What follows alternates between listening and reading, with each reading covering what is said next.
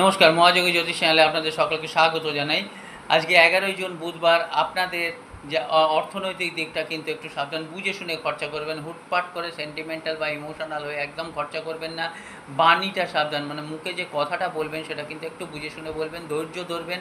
আপনাদের ভালো সময় চলছে। এই ভালো সময় পেতে গেলে যেটা করতে হবে, ধৈর্য ধরতে হবে এবং মানুষের কথা ভালো করে শুনতে হবে। নিজে হুট করে বলে দেবেন না, বা পুরোটা শুনবেন তারপর কাজ করবেন। শরীর স্বাস্থ্য মোটের ওপর শুভ, প্রেমের দিক দিয়ে খুব ভালো, বিদ্যার দিক দিয়েও মোটের ওপর শুভ, বিবাহিত জীবন কোনো অসুবিধা নেই।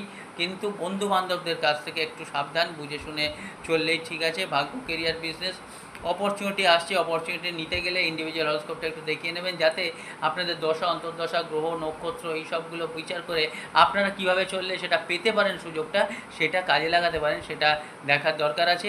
11ই জুন বুধবার, সঙ্গে একটা নীল কাপড় রাখুন। ভালো থাকবেন, নমস্কার, ধন্যবাদ।